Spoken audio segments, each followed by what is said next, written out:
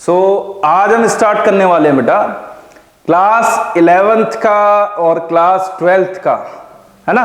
Class 11th का chapter number 1 और class 12th का चैप्टर नंबर 2, जिसमें ये नाम आता ही आता है जो आप पढ़ रहे हो मेरे सामने स्क्रीन पे।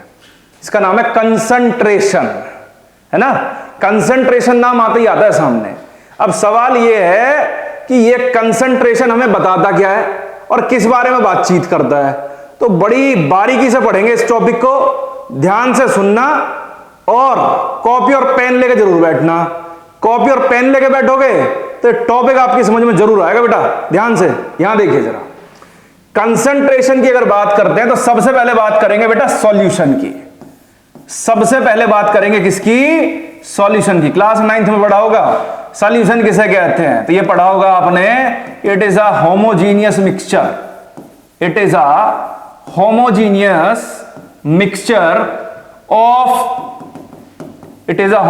mixture of two or more than two components।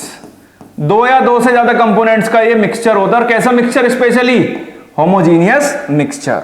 ठीक है भैया, यहां ये वाला पॉइंट जरूर ध्यान रखना। ये कैसा मिक्सचर है? Homogeneous mixture. हाँ, जीनियस, पार्ले जी जैसे, जी फॉर जीनियस। ठीक है, खैर उसको छोड़िए, जरा आगे देखते हैं जरा। बेटा सॉल्यूशन जो है ना वो दो कंपोनेंट से मिलकर बना होता है, पढ़ा भी होगा शायद आपने। तो मैं आपको जीरो लेवल से बिल्कुल लेके चल रहा हूं ऊपर की तरफ। सॉल्यूशन में दो कंपोनेंट होते हैं बेटा। कौन कौन से होते हैं? नंबर 1 आपका आता है सॉल्वेंट और नंबर 2 आपका क्या आता है? सॉल्यूट। तो यहां से कुछ कहानी शुरू होती है इस तरीके से, सॉल्यूट और सॉल्वेंट है क्या एक्चुअल में। देखिए सॉल्यूट और सॉल्वेंट की मैं आपसे बात करूं तो सॉल्यूशन के अंदर वो कंपोनेंट जिसको आप डिसॉल्व कर रहे हो बेटा, जिसको आप डिसॉल्व कर रहे हो वो तो आपका क्या माना जाएगा? सॉल्यूट माना जाएगा। और जिसमें डिसॉल्व कर रहे हो बेटा वो आपका क्या माना जाएगा? सॉल्वेंट माना जाएगा। दोबारा सुनना मैं क्या बोल रहा हूं। जिसको डिसॉल्व कर रहे हैं वो तो आपका माना जाएगा सॉल्यूट, और जिसमें डिसॉल्व कर रहे हैं वो आपका क्या माना जाएगा? सॉल्वेंट। फॉर एग्जांपल मैं बेटा शुगर सॉल्यूशन की बात करूं, चीनी का पानी, चीनी ली पानी में मिला दी, मिलाने के बाद में क्या बन गया? शुगर सॉल्यूशन बन गया। तो बेटा इसमें सॉल्वेंट क्या बनेगा हमारा? सॉल्वेंट बनेगा वाटर, और सॉल्यूट क्या बनेगा आपका? सॉल्यूट बनेगा आपका इसमें शुगर बनेगा, क्योंकि शुगर को आप डिसॉल्व कर रहे हो, वाटर के अंदर डिसॉल्व कर रहे हो। ठीक है, ये तो हो गई एक ऐसी मतलब बहलाने वाली बात, बहकाना है ऐसे कि जिसको डाल लें जी वो सॉल्यूट है, जिसमें डाल लें वो सॉल्वेंट है। ये एक बहकाने वाली बात है। सॉल्यूट सॉल्वेंट की जो बेटा असली आइडेंटिफिकेशन होती है वो होती है अमाउंट से। किससे होती है? अमाउंट से। कि अमाउंट का मतलब क्या है सर? भैया कम अमाउंट वाला जो होगा, लेस अमाउंट में जो आप टेक कर रहे हो वो तो आपका माना जाएगा सॉल्यूट, और जो ज्यादा अमाउंट में ले रहे हो वो आपका माना जाएगा सॉल्वेंट। कि सर कैसे? देखो ऐसे, आपकी मम्मी ने कहा कि भाई शिकंजी बनानी है आपको, कि ठीक है, और शिकंजी आप कैसे बनाओगे? कि सर वही चीनी पानी मिक्स करेंगे। तो चीनी पानी कैसे मिक्स करोगे? ऐसे थोड़ा ना करोगे कि एक गिलास पानी और एक गिलास चीनी ले ली, दोनों मिक्स कर दिए। तो चाशनी बनाने की कोशिश मत करो, शिकंजी बनानी है। शिकंजी कैसे बनाओगे? कि सर एक गिलास पानी ले लिया, उसमें 2 स्पून शुगर ऐड कर दी, नींबू डाल दिया, नमक डाल दिया, और जो भी आप डालते हो वो डाल लेना, वहां से शिकंजी बन जाएगी। मैंने कहा ठीक है भाई, लेकिन क्या ऐसा पॉसिबल था कि एक गिलास पानी और एक गिलास शुगर लेके आप सॉल्यूशन बना पाते? कि सर नहीं बन पाता। एक कंपोनेंट का अमाउंट क्या रहेगा? कम, और दूसरे कंपोनेंट का अमाउंट क्या रहेगा? ज्यादा। जिस कंपोनेंट का अमाउंट ज्यादा रहेगा वो आपका काम करेगा बेटा किसका? सॉल्वेंट का। और जिस कंपोनेंट का अमाउंट कम रहेगा वो आपका किसका काम करेगा? सॉल्यूट का।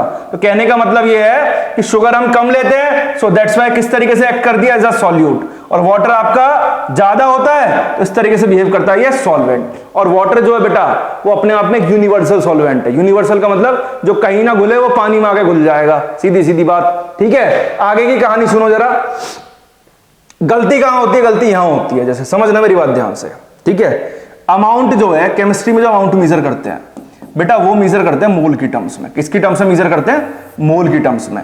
यहां ग्राम किलोग्राम की कोई बातें नहीं होती। यहां पर ग्राम किलोग्राम की कोई बातें नहीं होती कि भाई जैसे ग्राम में दे रखा, ग्राम में देख कर आपने गलती से कह दिया कि कम वाला सर सॉल्यूट हो गया और ज्यादा वाला सॉल्वेंट हो गया, तो वहीं समझ लो वहीं आपका मामला खराब हो जाएगा सारा का सारा। जैसे कि एक एग्जांपल लेता हूं बड़ा बढ़िया सा, समझना उसको ध्यान से थोड़ा। इसको छोटा कर लेते हैं, तू यहां हो जा भाई, हाँ बस आगे देखो जरा, जैसे मैंने आपसे कहा 98 gram of H2SO4, 98 gram of H2SO4 in 36 gram of H2O बेटा। अब देखो यहां मैंने आपको दो कंपोनेंट दिए हुए हैं। नंबर एक कंपोनेंट मैंने आपको दिया हुआ है 98 ग्राम H2SO4 और दूसरा कंपोनेंट मैंने आपको क्या दिया हुआ है 36 ग्राम H2O। सवाल ये बना कि बताओ इन दोनों में से कौन सॉल्यूट है कौन सॉल्वेंट है। तो आप तो कह दोगे सर आपने बताया कि ज्यादा वाला सॉल्वेंट और कम वाला सॉल्यूट, लेकिन मैंने ये भी बताया कि अमाउंट जो है बेटा वो किस में मेजर करनी है, मोल्स की टर्म्स में।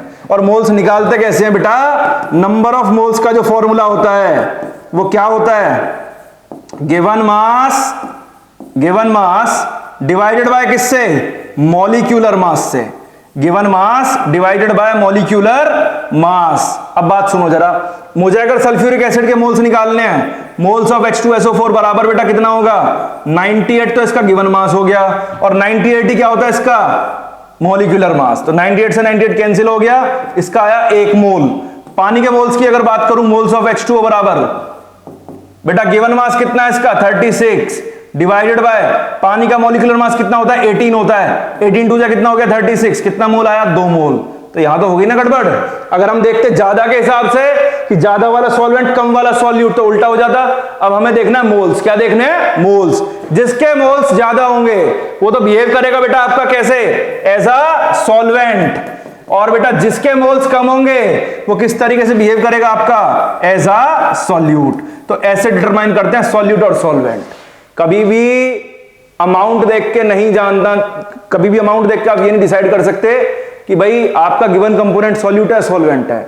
अगर अमाउंट ही मेजर करनी है तो बेटा अमाउंट किस में मेजर करते हैं, मोल की टर्म्स में। और मोल निकालने का फॉर्मूला क्या है, given mass divided by molecular मास।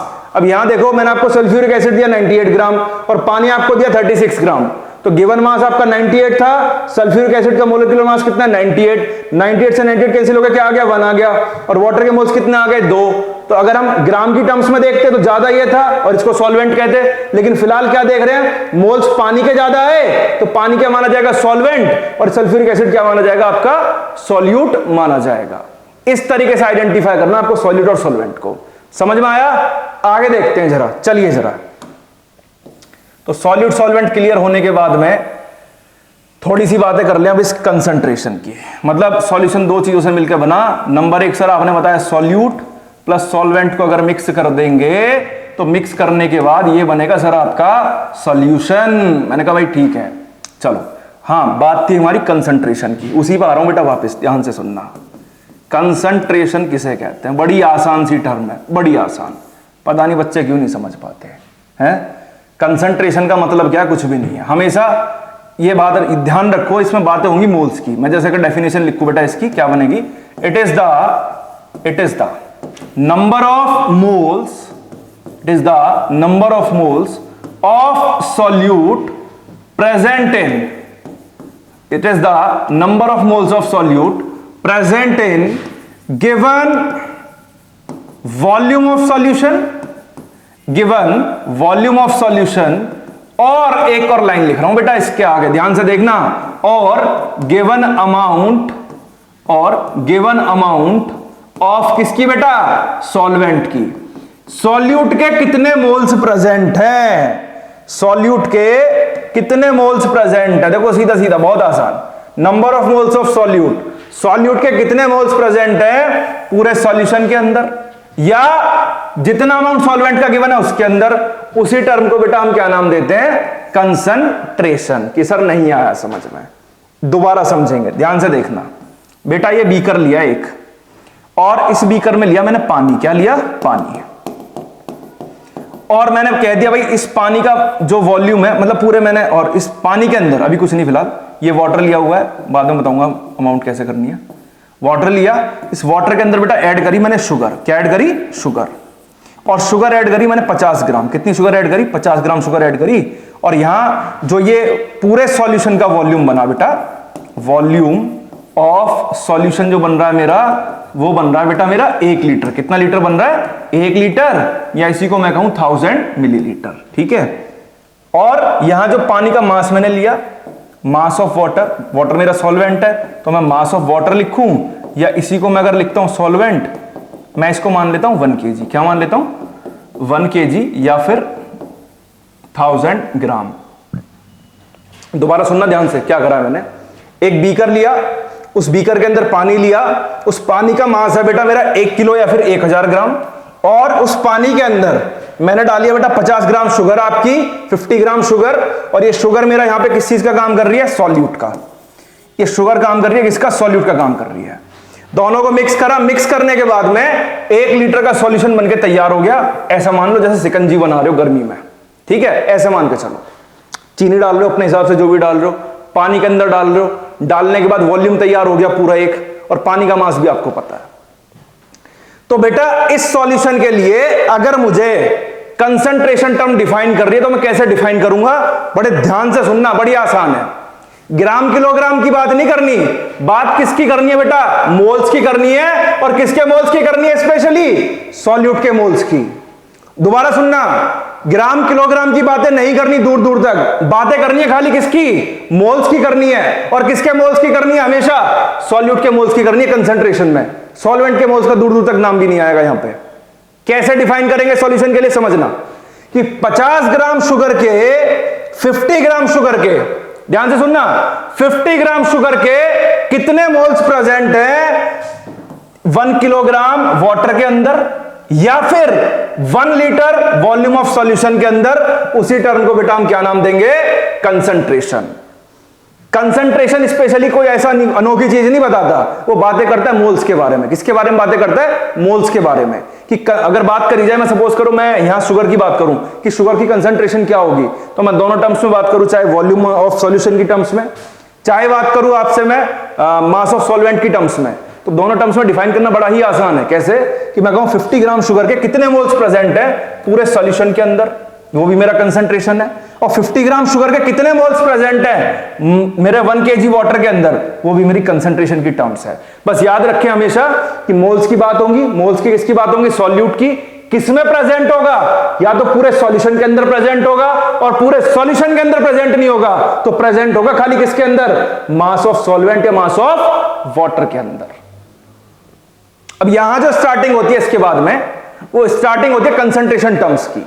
अब कंसंट्रेशन टर्म्स में सबसे पहली टर्म जो आपकी आती है वो आती है molarity, molality, mole fraction, normality, formality, mass percentage, parts पर मिलियन, ये सब इसी का ही पार्ट है। और ये वास्तव में बड़ा आसान है अगर आपको ये टर्म समझ में आ गई है। कंसंट्रेशन की डेफिनेशन समझ में आनी चाहिए आपको सब कुछ क्लियर हो जाएगा।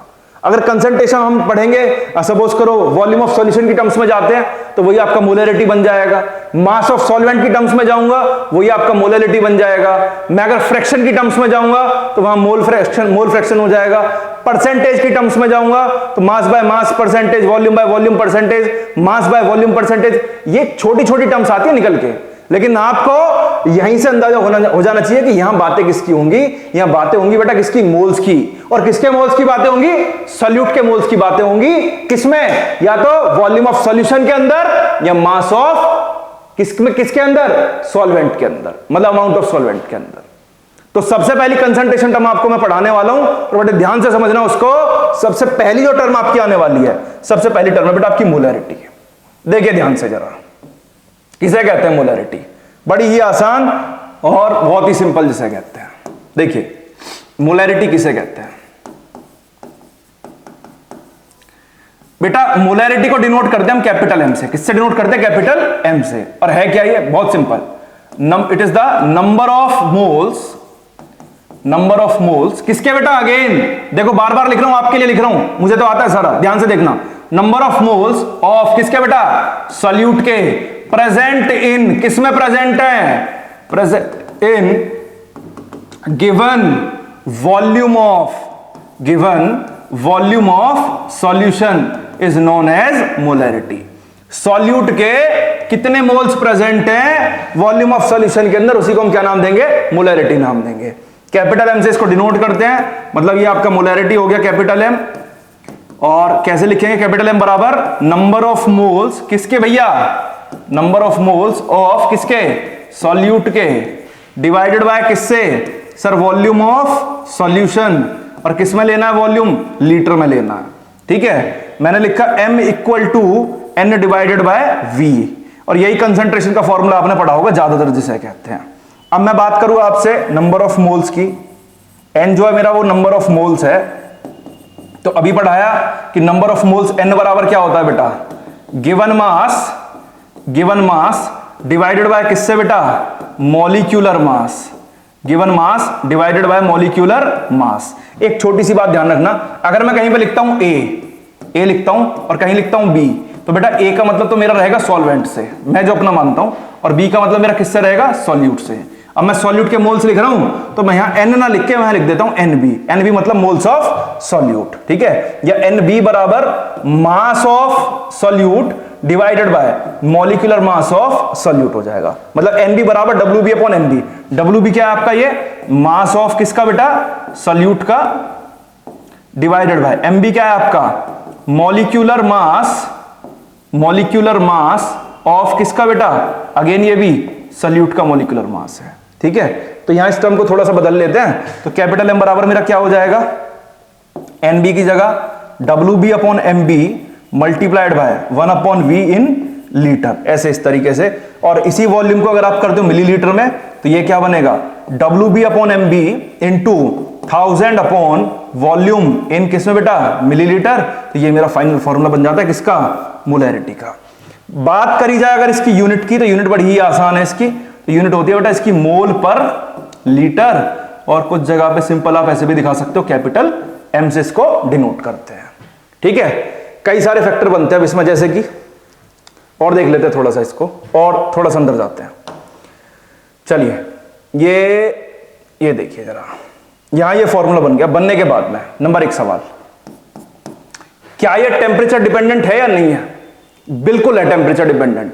देखिए यहां पे ये क्या आ रहा है, वॉल्यूम आ रहा है, तो मैं यहां वॉल्यूम जो है वो टेम्परेचर के रेस्पेक्ट में लगातार चेंज होगा। जैसे बेटा कोई भी मेरे पास सॉल्यूशन है, उस सॉल्यूशन को मैंने हीट करना शुरू करा, क्या करना शुरू करा, हीट, और जब मैं उसे हीट करूंगा तो हीट करने पर क्या होगा, वो सॉल्यूशन कॉन्ट्रैक्ट भी होगा, एक्सपेंड भी होगा। कहने का मतलब ये है, बॉईल कर रहा हूं, लगातार ऊपर की तरफ भी जाएगा, नीचे की तरफ भी आएगा, तो वॉल्यूम लगातार क्या होगा, चेंज होगा। और वॉल्यूम अगर चेंज होगा तो सीधी सी बात है बेटा, ये वॉल्यूम अगर चेंज हो रहा है तो मेरी मोलैरिटी भी बेटा क्या हो जाएगी, चेंज हो जाएगी। ध्यान से समझना मेरी बात को। तो मैं यहां एक पॉइंट लिखता हूं सबसे पहले कि molarity is a temperature dependent quantity, कि जो सर मोलैरिटी है वो कैसी क्वांटिटी है, टेम्परेचर डिपेंडेंट क्वांटिटी है। बहुत बढ़िया, क्यों है, बिकॉज टेम्परेचर अगर चेंज करोगे तो वॉल्यूम चेंज होगा, वॉल्यूम अगर चेंज होगा तो मोलैरिटी भी बेटा क्या हो जाएगी, चेंज हो जाएगी। इसके बाद में बेटा मैंने एक ये सॉल्यूशन मान लिया, मेरा सॉल्यूशन नंबर 1 है ये वाला, ठीक है, और एक ये बीकर मान लिया बेटा, इसमें भी कोई सॉल्यूशन भर लिया ऐसी, और ये मान लिया सॉल्यूशन नंबर मैंने आपका 2। ठीक है बेटा, इस सॉल्यूशन की मोलैरिटी मैंने मान ली m1, और वॉल्यूम इसका क्या मान लिया बेटा मैंने, v1। इस सॉल्यूशन की मोलैरिटी मैंने क्या मान ली, m2, और वॉल्यूम क्या मान लिया बेटा, v2। मुझे अगर कंपेयर करना है इन दोनों को, तो कैसे कंपेयर करूंगा, तो यहां एक इक्वेशन बन जाती है मेरी बेटा, जिसका नाम है मोलैरिटी इक्वेशन। और ये मोलैरिटी इक्वेशन मेरी क्या बनती है, m1 v1 जो है वो बराबर होगा बेटा किसके, m2 v2 के। मतलब 4 टर्म मेरे पास है टोटल, m1 मोलैरिटी पहले सॉल्यूशन की, वॉल्यूम v1 पहले सॉल्यूशन का वॉल्यूम हो गया, m2 दूसरे सॉल्यूशन की मोलैरिटी, और v2 दूसरे सॉल्यूशन का वॉल्यूम हो गया। अब देखो 4 में से 3 टर्म आपको गिवन दे देगा और एक आपसे पूछ लेगा, आप निकाल सकते हो इजीली। बात ही समझ में नहीं आई, कोई क्वेश्चन आया उसमें 3 टर्म गिवन है, सपोज करो 2 मोलैरिटी 1 वॉल्यूम गिवन है, एक आपसे पूछ रहा है, तो सीधी सीधी आइडेंटिटी लगानी है आपको, ये वाली इक्वेशन m1 v1 बराबर m2 v2, यहां से सवाल आपका सॉल्व हो जाएगा। ठीक है, फिर इसके बाद में अगर सपोज करो बेटा ये दोनों जो सॉल्यूशन है, ये दोनों सॉल्यूशन आपने मिक्स कर दिए, तो मिक्स करने के बाद में आफ्टर, मैं यहां बना देता हूं एक case, after mixing solution 1 and solution 2। अब भैया आपने सॉल्यूशन 1 सॉल्यूशन 2 अगर मिक्स कर दिए, तो मिक्स करने के बाद में मैंने माना मेरी जो न्यू मोलैरिटी है, नई मोलैरिटी जो बन के आ रही है दोनों को मिक्स करने पे वो मैंने मान ली कैपिटल एम। क्या मान ली? Capital M. तो मिक्स करने पे जो मोलैरिटी निकलेगी बेटा वो क्या होगी? बड़ी आसान, M1V1 plus M2V2 divided by किससे बेटा? वॉल्यूम V1 प्लस V2 से। इस तरीके से आपको निकालनी है। दोबारा समझने की कोशिश करना, दो सॉल्यूशंस की अगर मोलैरिटी कंपेयर करनी है कैसे करोगे? सिंपल, M1V1 बराबर M2V2 और इन्हीं दोनों सॉल्यूशंस को अगर मिक्स कर दिया तो मिक्स करने पे जो नई मोलैरिटी बनेगी कैपिटल M, उसे कैसे निकालोगे? तो वो आएगा कैपिटल M बराबर M1V1 plus M2V2 divided by V1 plus V2। यहां से इसको आप सॉल्व कर लोगे और ये मेरी मोलैरिटी होती है यहां पे खत्म। दोबारा एक बार क्विक रिवीजन दिखा देता हूं इसका। मैंने आपको क्या बताया इसके बारे में, मोलैरिटी के बारे में? देखो ध्यान से,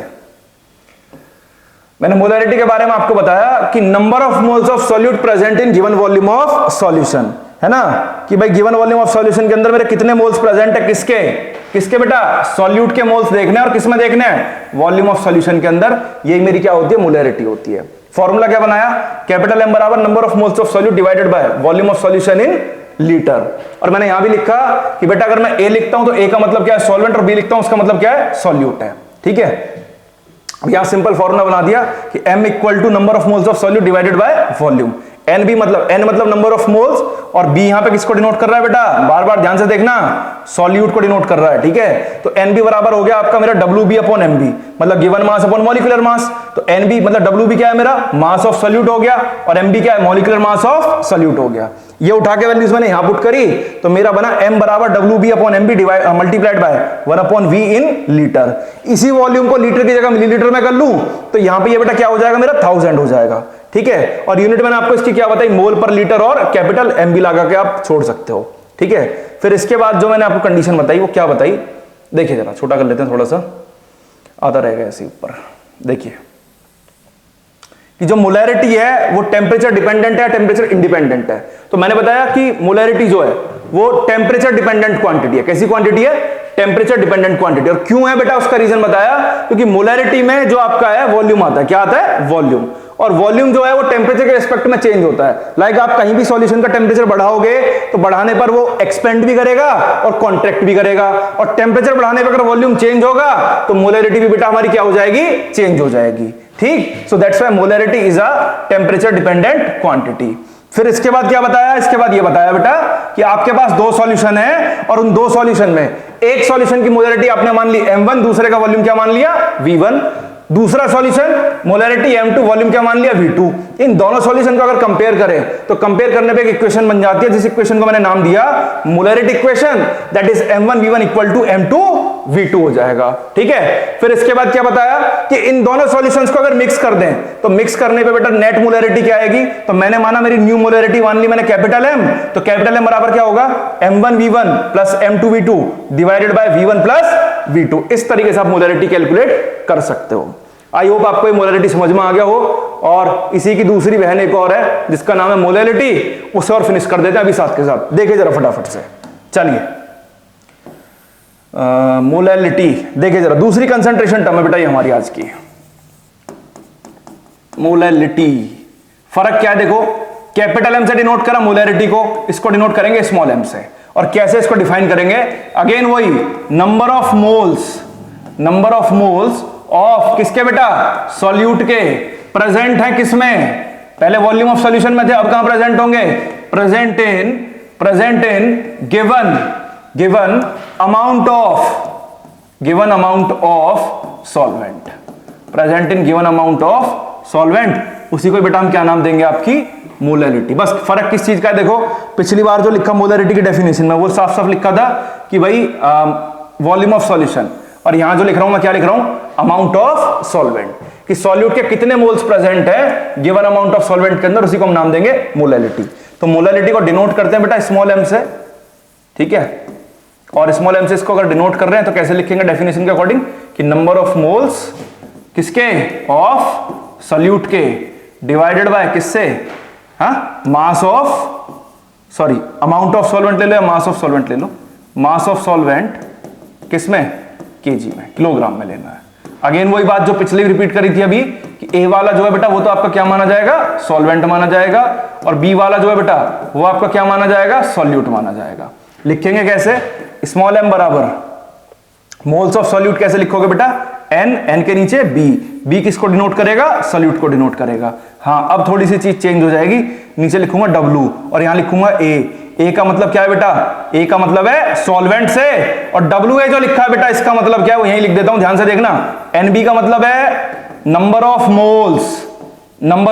मोल्स, और किसके मोल्स बेटा, सॉल्यूट के मोल्स। और फॉर्मूला क्या बताया था इसका भी, WB अपॉन MB लिखना है, और WB क्या होता है हमारा, मास ऑफ या वेट ऑफ किसका, सॉल्यूट का, और MB क्या है बेटा, मॉलिक्यूलर मास ऑफ किसका बेटा, सॉल्यूट का। ठीक है बेटा, आगे देखो ध्यान से। और WA क्या है हमारा, WA भी यहीं लिख देता हूं मैं आपको, ये है मेरा मास ऑफ किसका, सॉल्वेंट का बेटा, सॉल्वेंट का मास WA से, A मतलब सॉल्वेंट और W का मतलब मास है यहां पे। ठीक है, आगे सुनो जरा, फॉर्मूले को थोड़ा सा एक्सपेंड करेंगे। स्मॉल m बराबर NB की जगह WB अपॉन MB ये लिख दिया, multiplied by 1 WA in kilogram. ठीक है, इसी को अगर कन्वर्ट कर दूं मैं ग्राम में तो यही मेरा क्या बन जाएगा, WB upon MB into 1000 divided by बेटा किससे, WA इन ग्राम। तो ये बन गया फाइनली मोलैलिटी का फॉर्मूला। ठीक है, अब बात कर लीजिए जरा इसकी यूनिट की।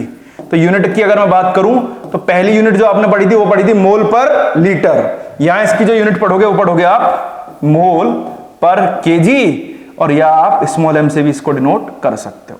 ठीक है, बात सुनो, अब इसमें भी कुछ छोटी छोटी टर्म आ जाती है मेरी, छोटी छोटी टर्म जैसे कि थोड़ा सा, बस ज्यादा नहीं।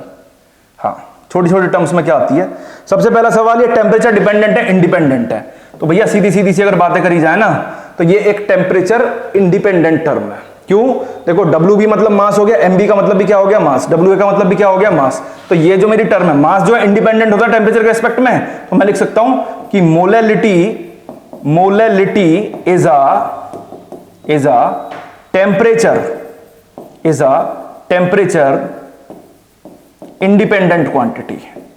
ये टेम्परेचर पे डिपेंड नहीं करती, सो दैट्स व्हाई इसको हम एज इट इज, टेम्परेचर बढ़ाएंगे कोई इफेक्ट नहीं पड़ेगा। सपोज करो आप यहां बैठे हो, भाई जहां भी बैठे हो अपने घर में बैठे होगे, वहां मोलैलिटी निकाल लो, वहां भी सेम आएगी, और जाके हिमालय के पर्वत पे बैठ जाओ वहां भी सेम आएगी, बिकॉज मोलैलिटी में जो टर्म आती है मास आती है, और मास आपका टेम्परेचर पे डिपेंड नहीं करता, so that's why molality is a temperature independent quantity.